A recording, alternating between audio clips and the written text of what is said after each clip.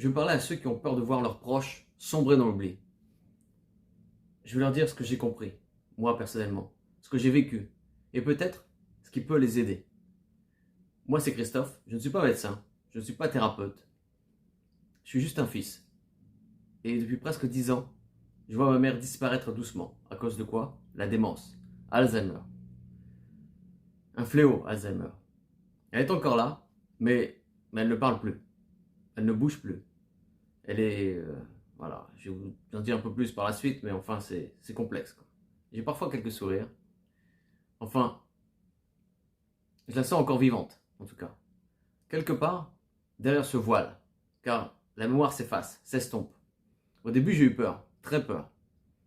Et puis je me suis dit, est-ce que ça peut aussi m'arriver, à moi aussi, mon prochain? Parce qu'en fait, j'ai eu mon grand-père aussi.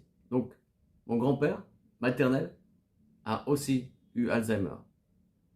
Et maintenant, c'est ma mère.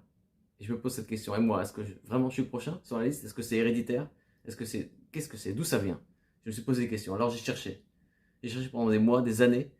Et j'ai lu des études, des publications, des témoignages. J'ai compris que ce n'était pas juste la génétique. La génétique, c'est vraiment un facteur minime. Que beaucoup dépendait de ce qu'on mange, de ce qu'on vit, de ce qu'on pense.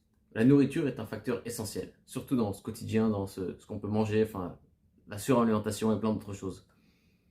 Aujourd'hui, ce que j'ai appris, j'ai envie de vous transmettre ceci. Pas pour faire peur, mais pour prévenir, pour éveiller, pour donner de la clarté à ceux qui, comme moi, ne veulent pas voir un proche s'éteindre sans rien comprendre. Ou, voilà, c'est toujours complexe de voir ça.